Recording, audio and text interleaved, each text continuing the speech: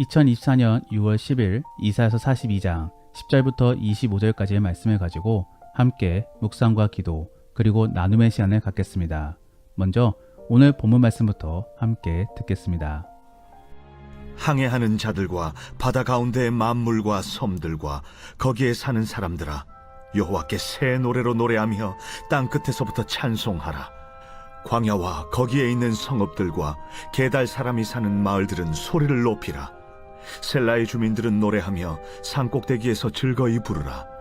여호와께 영광을 돌리며 섬들 중에서 그의 찬송을 전할지어다. 여호와께서 용사같이 나가시며 전사같이 분발하여 외쳐 크게 부르시며 그 대적을 크게 치시리로다. 내가 오랫동안 조용하며 잠잠하고 참았으나 내가 해산하는 여인같이 부르짖으리니 숨이 차서 심히 헐떡일 것이라. 내가 산들과 언덕들을 황폐하게 하며 그 모든 초목들을 마르게 하며 강들이 섬이 되게 하며 못들을 마르게 할 것이며, 내가 맹인들을 그들이 알지 못하는 길로 이끌며 그들이 알지 못하는 지름길로 인도하며 암흑이 그 앞에서 광명이 되게 하며 구분대를 곧게 할 것이라. 내가 이 일을 행하여 그들을 버리지 아니하리니 조각한 우상을 의지하며 부어 만든 우상을 향하여 너희는 우리의 신이라 하는 자는 물리침을 받아 크게 수치를 당하리라. 너희 못 듣는 자들아 들으라. 너희 맹인들아 밝히 보라. 맹인이 누구냐? 내 종이 아니냐?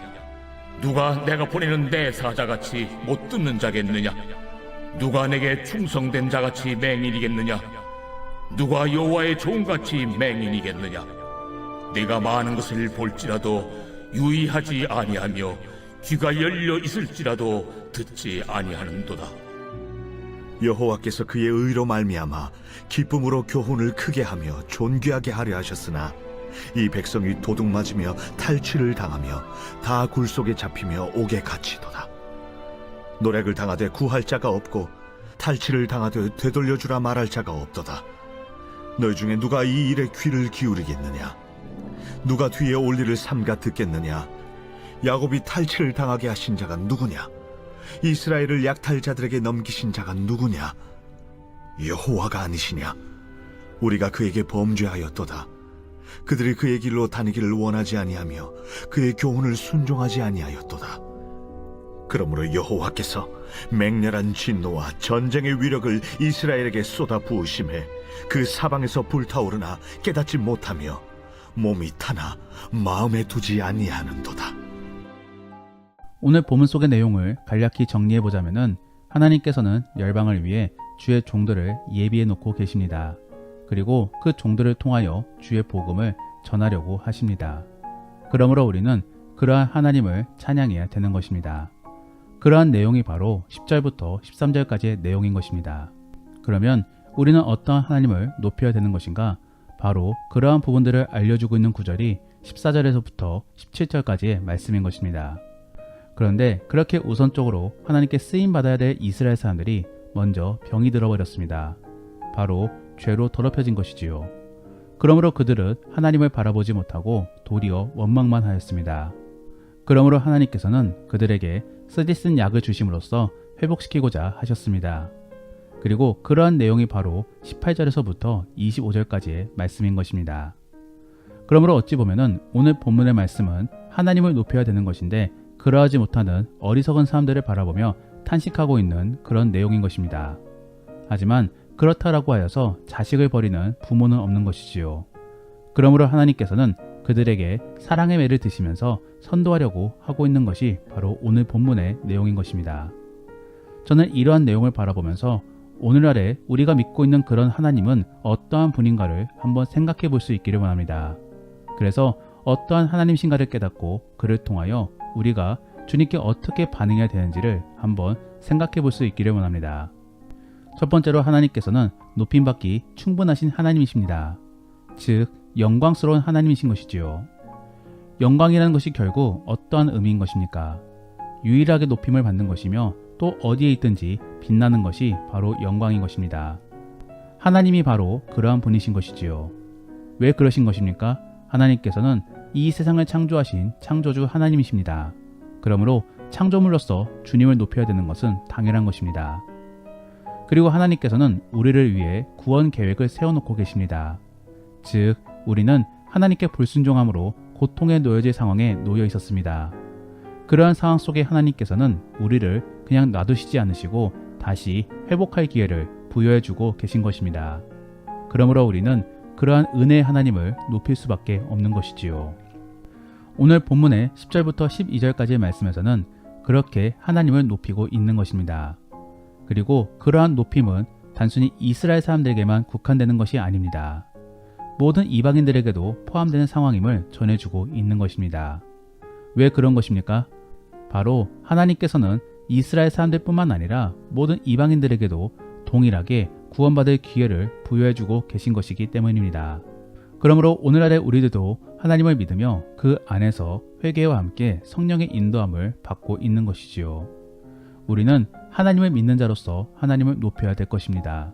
그러면 어떻게 하는 것이 주를 높이는 행동인 것입니까? 첫 번째로는 하나님께 감사의 마음을 표하시기를 바랍니다. 그래서 기도도 좋고 아니면 헌금도 좋고 또 그도 아니면 찬양을 통해서라도 직접적으로 표현하시길 바랍니다. 그리고 두 번째로는 정말로 하나님이 은혜를 주셨음을 다른 사람들에게 알리시기를 바랍니다.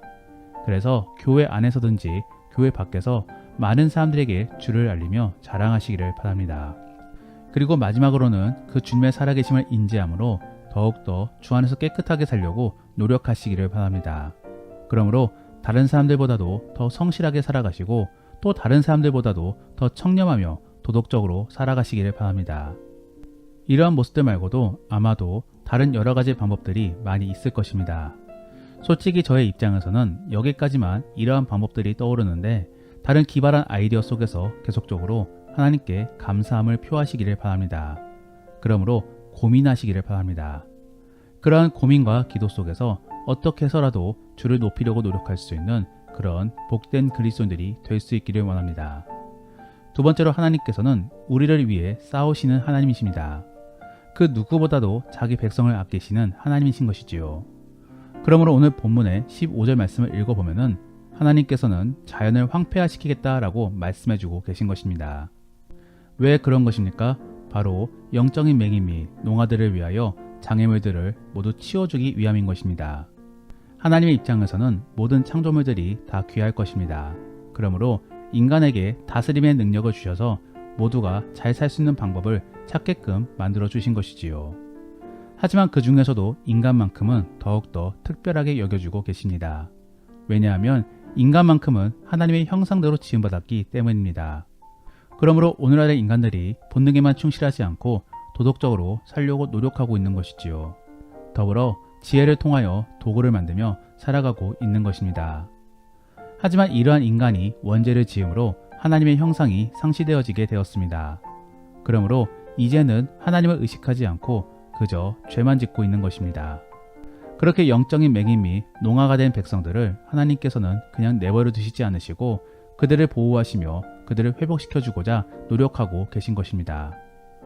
그러면 하나님의 노력 및 하나님의 싸움은 어떻게 진행되는 것입니까? 이것은 지난 본문에서도 살펴보았듯이 결국 진리를 전해주고 있는 것입니다. 즉 진짜를 알려주므로 진짜에게로 나아올 수 있게끔 만들어주고 있는 것이지요. 저는 이러한 상황을 생각해보면서 영화 매트릭스가 떠올랐습니다. 매트릭스 안에는 진짜가 보이지 않습니다. 그저 가짜들이 모두 진짜인 것처럼 행세하며 또 실제적인 인간들이 그 가짜에 속아 넘어가 가짜 세상 속에서 살아가고 있는 것이지요. 거기서 진짜를 전해주려고 하는 사람들이 바로 하나님의 모습과 똑같은 것입니다. 그들은 가짜와 싸우면서 진리를 설파합니다. 그러한 모습은 대단히 의로워 보일지는 몰라도 실제적인 삶 속에서는 결코 쉽지 않은 삶인 것이지요. 그러므로 어제 본문에서도 그러한 종의 사명이 결코 쉽지 않음을 전해주었던 것입니다.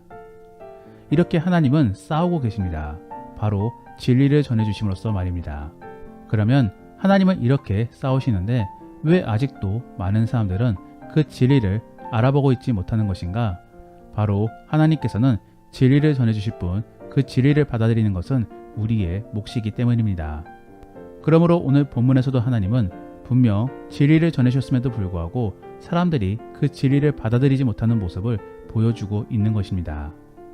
그러므로 다시 주의 가르침을 받아들이라 라고 전해주고 있는 것이지요. 그러한 말씀이 바로 21절의 내용인 것입니다. 우리는 이러한 하나님의 뜻을 잘 기억해야 되는 것입니다. 지금의 하나님께서 취하고 있는 모습은 진리를 전해주고 있는 모습입니다. 그러므로 오늘날의 우리들도 그 진리를 전해줘야 되는 것입니다. 그러면 진리는 무엇입니까? 바로 말씀입니다. 그러므로 우리는 말씀을 실제적인 삶 속에서 체험함으로 간증해야 되는 것입니다. 그래서 말씀과 함께 그 말씀이 참된 진리임을 전해줘야 되는 것입니다. 정말로 그러한 종의 모습을 갖출 수 있기를 원합니다. 그래서 주가 원하시는 모습 및 행동을 가질 수 있는 그런 복된 그리스도인들이 될 수 있기를 원합니다. 마지막으로 우리 하나님은 우리에게 시험을 주시는 그런 하나님이십니다. 즉 그러한 시험을 통하여 회복과 성장을 일으켜 주시는 그런 하나님이신 것이지요. 왜 그러신 것입니까? 앞서도 이야기했듯이 우리가 하나님의 형상을 잃어버렸기 때문입니다. 그리고 이 세상이 죄로 얼룩져 있기 때문입니다. 우리는 하나님의 형상을 잃어버림으로 거룩성을 상실해버렸습니다. 그래서 주 안에서 살아가려고 노력하고 있지 않은 것입니다. 더불어 우리는 죄로 더럽혀진 이 세상 속에서 끊임없이 죄의 유혹을 받고 있습니다. 그러므로 우리가 방심하게 되면은 그 순간 곧바로 죄를 짓게 되는 것입니다. 그렇기 때문에 하나님께서는 우리에게 시험 및 시련을 통하여 끊임없이 성장시켜주고 있는 것입니다. 오늘 본문 속에서도 이스라엘 사람들은 죄로 더럽혀져 끊임없이 하나님께로부터 멀어지려고 노력하고 있습니다.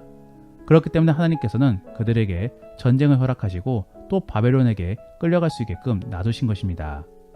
이러한 상황 속에서 이스라엘 사람들은 어떠한 행동을 했어야 했던 것입니까? 바로 회개를 했어야 했었습니다.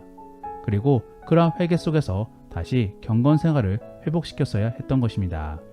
그리고 그러한 내용들이 바로 우리가 주일마다 나누고 있는 에스라서 말씀 속에서 보여주고 있는 것이지요. 오늘날의 우리에게도 마찬가지입니다. 지금도 하나님께서는 우리에게 시험과 시련을 주십니다. 물론 이러한 시험과 시련은 징벌과 저주의 의미로서 주고 계신 것은 아닙니다.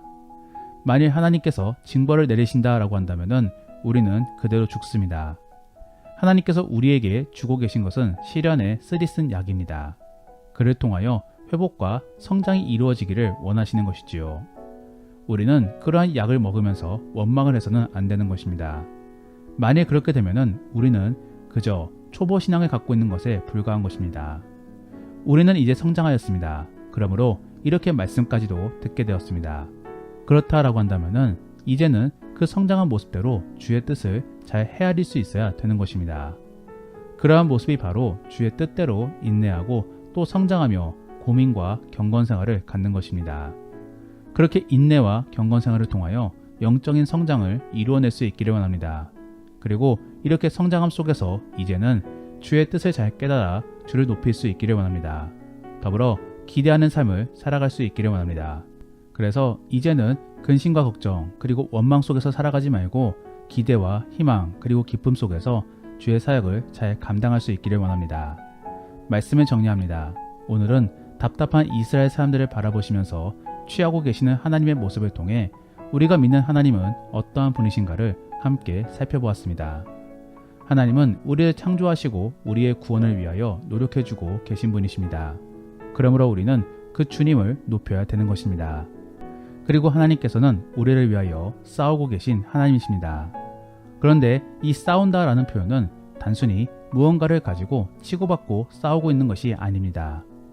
계속적으로 진리를 전함으로써 죄로 물든 세상 안에서 진리를 발견할 수 있게끔 도와주고 계신 것입니다. 그러므로 우리도 그러한 주님을 도와 진리를 전하기 위하여 노력해야 되는 것입니다. 마지막으로 하나님께서는 우리에게 시험을 주고 계십니다.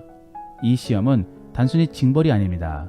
우리에게 성장과 회복을 주시기 위한 그런 약인 것입니다. 그러므로 우리는 성장 속에서 그러한 주님의 뜻을 잘 헤아려야 되는 것입니다. 그리고 기대와 감사 속에서 인내할 수도 있어야 되는 것입니다. 정말로 그러한 믿음의 그리스도인들이 될 수 있기를 원합니다. 기도하겠습니다. 우리가 오늘 말씀을 생각하시며 함께 기도하기 원하는 것은 하나님, 우리가 하나님을 잘 이해함으로 주를 높이고 감사하는 그런 복된 그리스도인들이 될 수 있게 하여 주옵소서. 그리고 어떠한 상황 속에서도 주를 높임으로 주께 쓰임받고 주께 축복받을 수 있는 우리가 될 수 있게 도와달라고 함께 기도하겠습니다. 그리고 오늘 본문 말씀을 가지고 믿음의 나눔이나 혹은 가정예배를 드리신다라고 한다면은 영화 매트릭스의 내용을 떠올려 보시며 우리가 그러한 진리를 발견하기 위하여 얼마나 간절히 노력하고 있는지를 한번 나누어 보시기를 바랍니다. 그리고 최근에 나는 하나님을 어떻게 생각하고 있고 또 어떻게 높이고 있는가를 생각해 보시며 한번 나누어 보시기를 바랍니다. 그러면 이제 주님과 함께 깊은 나눔의 시간을 갖겠습니다. 오늘 하루도 주 안에서 승리할 수 있기를 원합니다.